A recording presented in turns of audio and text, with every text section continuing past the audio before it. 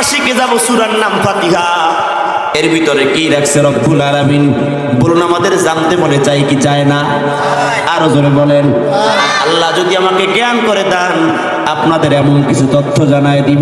এতদিন সূরা ফাতিহা পড়ছিলেন, আজ পর্যন্ত বুঝতে পারেন নাই সূরা ফাতিহার ভিতরে রব্বুল আলামিন কে রেখে দিয়েছেন।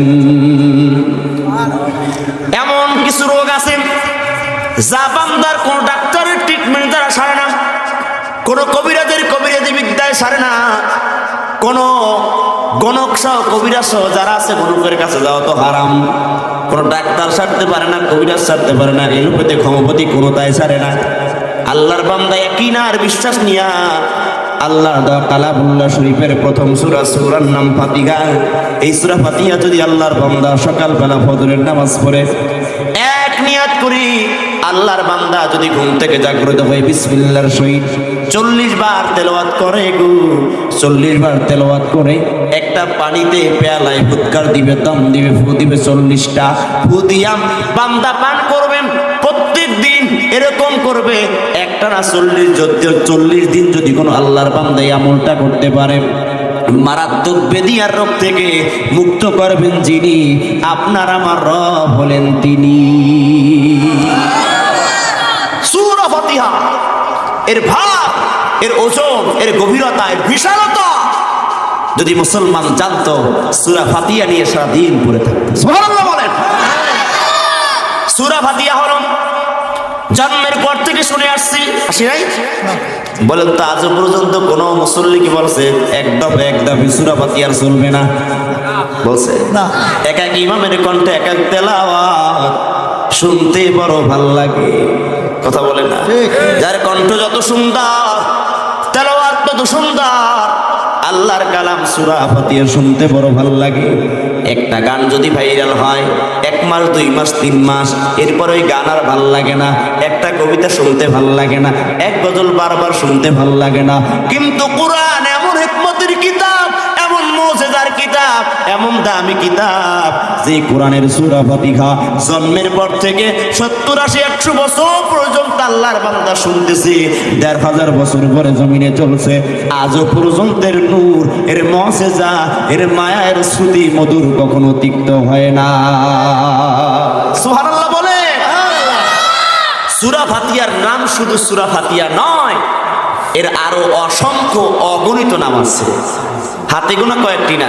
কোন মুফাসসিরদের তাফসীরে আনাজ করলে আমরা 12টা নাম পাই, কারো কাছে 24টা পাই, কারো কাছে 40টা পাই, বিভিন্ন নাম পাই। কিন্তু সূরা ফাতিহার নাম কত আল্লাহ জানেন। সুবহানাল্লাহ। সূরা ফাতিহার নাম হচ্ছে আস-সালাহ। কি নাম? 1 নাম্বার নাম কি? আস-সালাহ। সূরা ফাতিহাকে সালাহ কেন বলা হয়? বলে সূরা ফাতিহা এমন ফাতিহা যেই সূরা না পড়লে নামাজ কখনো হয় না। সূরা ফাতিহার নাম হলো সূরাতুশ শিফা। কি নাম? রোগ থেকে আরোগ্য দানকারী, রোগ থেকে মুক্তকারী সূরা। সূরা ফাতিহা যিনি রোগ থেকে মুক্ত করে, সূরাতুশ শিফা, রোগ থেকে আরোগ্য দানকারী। এই সূরার অনেকগুলো নাম রয়েছে, তার ভিতরে এই সূরাটির নাম হচ্ছে উম্মুল কুরআন, উম্মুল কিতাব, কোরআনের মা, কিতাবের মা। গোটা কোরআনে রব্বুল আলামিন দিয়েছেন যা, সূরা ফাতিহায় রেখে দিয়েছেন তা। সুবহানাল্লাহ বলেন। সূরা ফাতিহা এমন একটা দামি সূরার নাম, এই সূরার অসংখ্য নামের ভিতর আর একটা নাম হলো রুকিয়া, ঝাড় ফুঁক দেওয়ার সূরা। এই সূরা পড়ে যদি কাউকে ফু দেওয়া হয়, দাম দেওয়া হয়, ঝেড়ে দেওয়া হয়, আমার আল্লাহ সেই রোগ থেকে, জিনের আসর থেকে আল্লাহর বান্দা বান্দিরে হেফাজত করে নেয়। সূরা ফাতিহা এমন দামি সূরা, যেই সূরা অন্য কোন নবীর আল্লাহ দেয় নাই। সুবহানাল্লাহ কয় না? যেই সূরা তাওরাতে নাই, ইনজিলে নাই, জাবুরেও নাই। এই সূরা ফাতিহার ভিতরে হাদিসে কুদসির ভিতরে এসেছে সূরা ফাতিহাকে 3টি ভাগে ভাগ করেছেন। জোরে বলেন কয়টি? 1 নাম্বার রবের প্রশংসা, 2 নাম্বার বান্দার পরিচয়, 3 নাম্বার বান্দার চাওয়া পাওয়া, বান্দার আশা। কয়টা ভাগ? প্রথমে বান্দা অভিনন্দন পত্র লিখেছেন, এলাকার কোন মন্ত্রী কোন এমপি যদি আপনার এলাকায় মেহমান হয়ে আসে, আপনি যদি বলেন এই মন্ত্রী আমার এই জায়গা মসজিদ মাদ্রাসা উন্নয়ন 1 লাখ টাকা রেখে যাওয়া, যদি না রাইখা যাও পায়ের নলা কিন্তু একটা নিয়ে তুমি ঢাকায় বা খুলনায় পৌঁছাইতে পারবা না, টাকা দেবে না? জোরে বলেন, টাকা দিবে? অভিনন্দন পত্র যেমন আগে মন্ত্রীর পরিষদে মন্ত্রীর সুন্দর করে অভিনন্দন পত্রে মন্ত্রীর বলবেন, মন্ত্রী সাহেব আপনার কাছে আমার আবদার, আপনার মতো ভালো নেতা কেউ নাই, আপনার চরিত্র ফুলের মতো পবিত্র, নামাজ পড়েন একক, গাঞ্জা খান 5 ওয়াক্ত, কথা কয় না? আপনি অমুক বড় নেতা, আপনার মতো নেতা জমিনে পয়দা হয় নাই, কথা হয় না? বাংলাদেশের গত জীবনের রাজনীতিতে যে যত পাম আর তেল দিতে পারছে সে তত বড় নেতা, কথা কয় না? এজন্য তো কইছে যে শেখ হাসিনার মতো জান্নাতি ব্যক্তি আর নাই, কয় নাই? আপনারা কি বিরক্ত হচ্ছেন? মাত্র সূরায় ঢুকতেছি, একটু কান লাগান। সূরা ফাতিহা আজকে শিখে যাবো ইনশাআল্লাহ। তবে সূরা ফাতিহার তাফসীরে মোটামুটি আমার 3 দিনে হতে পারে, তাও সম্ভব না। কয়দিন লাগবে? দিয়েছেন আপনারা 1 দিন, তাও কয়েকটা ঘন্টা। কষ্ট হবে আপনাদের? মন্ত্রীর তেল মারছে যে যত বেশি, তার পদ পদবি তত বেশি, কথা বলেন? যার যত বড় মস, যত বড় পেট, সে তত বড় নেতা। ভাইরা আমার, মন্ত্রী আসলে সুন্দরভাবে তার গুণ কীর্তন করা লাগবে, এরপরে আপনার পরিচয় দেওয়া লাগবে। ও নেতা, আমি আপনার বড় একটা খাতা, পৌষ মাস আর মাঘ মাস আমার বেশি প্রয়োজন। নেতা রে, আমি আপনার কাছে বড় একজন দাবি করবি, আমি যেখানে আপনি সেখানে, আপনি যখন জেলখানায়, আমি কর্মী স্ত্রী নিয়ে ঘুমাই বালাখানা। এমন ভণ্ড নেতার কর্মীর সয়লাভ আছে না নাই? কোরআনের কর্মী যদি হয়, ইসলামের কর্মী যদি হয়, জীবন থাকা যাক পরোয়া করবে না, ময়দানে নামছে তো নামছে, ঠিক কিনা জোরে বলুন। নেতা এবার বললেন, কি বলবা বলো? এবার বলতেছে, নেতারে আমার অত্র অঞ্চলে একটা মসজিদ আছে, মসজিদটা খুব জীর্ণ শীর্ণ, এলাকার মসজিদে মানুষ নামাজ পড়তে পারছে না, আপনার কাছে আবেদন, যদি আপনার নেক নজর দিয়া এখানে কিছু অনুদান দিতেন, আমরা আপনার পথচরণে ধন্য হয়েছি, আপনার নেক নজরে আরো পরিপূর্ণ ধন্য হয়ে যাবে পূর্ণভূমি, একটু যদি খেয়াল রাখতেন, 1 লক্ষ টাকা বিসমিল্লাহ হয়ে যদি দিয়ে যাইতেন। কিছু টাকা পাওয়ার আশা করা যায় কি যায় না? আরো জোরে। সূরা ফাতিহা হলো অভিনন্দন পত্র, সূরা ফাতিহা হলো অভিনন্দন পত্র। সূরা ফাতিহায় তেমন করে বান্দা বলেছেন, রবরে প্রশংসা শুধু আপনার, রবকে বলে তিনি হলেন রহমান রহিম, রবকে বলেন তিনি হলো বিচার দিনের মালিক, এই প্রশংসা করলেন। পরে বললেন, ও রব, ইয়াকা না'বুদু ওয়া ইয়াকা নাস্তাঈন,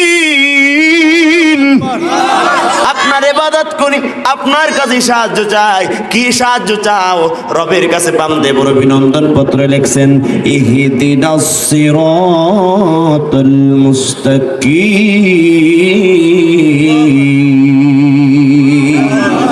সোজা সঠিক সরল পথ দেখাবেন যিনি, আপনার আমার রব তিনি। চিল্লায়া বলেন আল্লাহু আকবার। মুফাসসিরগণ বলেন, বান্দা যখন বলে আলহামদুলিল্লাহি রাব্বিল আলামিন, বান্দা যখন বলে আলহামদুলিল্লাহি রাব্বিল আলামিন, আল্লাহ তখন বলেন হামিদানি আবদি, ও বান্দা কেন তুমি আমার প্রশংসা করো? বান্দা তখন বলে আর রহমানির রহিম, আসমা আলাইয়া আবদি, বান্দা আমার নামগুলো জপতেছে। বান্দা যখন বলে মালিক ইয়াউমিদ্দিন, আমার আল্লাহ বলে মাজ্জাদানি আবদি। বান্দা যখন বলে ইয়াকা নাবুদু ওয়া ইয়াকা নাস্তাইন, প্রত্যেকটা শব্দে শব্দে, প্রত্যেকটা কথোপকথনে বান্দার আল্লাহর সাথে কথোপকথন হয়ে যায়। সূরা ফাতিহা যখন আল্লাহর বান্দা নামাজে দাঁড়ায়, সূরা ফাতিহার প্রত্যেকটা শব্দ, বাক্য, আয়াত তেলাওয়াত করে, আমার আল্লাহ প্রত্যেকটা শব্দে আর ডাকের জবাব দেন যিনি, আপনার আমার রব বলেন তিনি।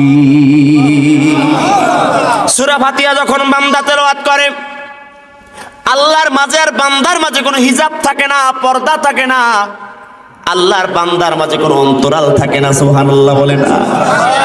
বলুন তো, এমন সূরা পড়তে মন চাই কি চায় না? সূরা ফাতিহা যখন বান্দা বলে আলহামদুলিল্লাহ,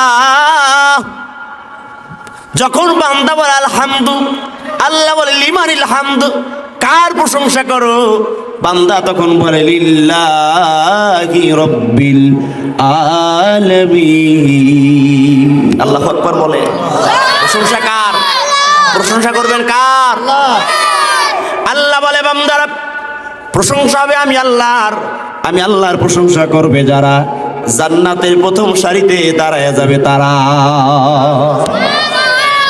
হামদ মানে প্রশংসা, সানা মানেও প্রশংসা, শুকুর মানেও প্রশংসা। সুবহানাল্লাহ বলে। হামদ এমন প্রশংসা যার প্রশংসা করা হবে তার আধিক্য থাকবে, তার বিশালতা থাকবে, তার বিশালতার কোনো শেষ থাকবে না। আর আল্লাহ আলহামদু আলিফ লাম দ্বারা খাস করে দিলেন। আল্লাহ বুঝাইলেন ও বান্দা প্রশংসা পাওয়ার যোগ্য মালিকানা অধিকার একমাত্র আমি আল্লাহ। হাম মানে এমন প্রশংসা, হামদুন মানে হলো এমন প্রশংসা যেই প্রশংসা শুধু ভালো আর ভালো, যার কোনো খারাপ নাই। জোরে বলুন কি নাই? সানা মানেও প্রশংসা, সানা মানে হলো প্রশংসা, শুকুর মানে হলো প্রশংসা যেই প্রশংসার ভালো আছে খারাপও। একটা মিষ্টি যদি পচে যায় অথবা বিরিয়ানি যদি পচে যায় গন্ধ আসে, অনেক সময় বিরক্ত হয়ে কয় না এটা খুব ভালো হয়ে গেছে, বলে না? বিরক্ত হয়ে কয় না বিরিয়ানি জমনের বিরিয়ানি হয়েছে, খাও বুঝবা। কিন্তু হামদুন মানে এমন প্রশংসা যার কোনো খারাপ দিক নাই, শুধু ভালো আর ভালো। আল্লাহু আকবার বলুন। ও বান্দা প্রশংসা যদি করতে হয়, শুকুর যদি আদায় করতে হয়, শুকুর গুজার হবে একজনার, তিনি হলেন আমার রব।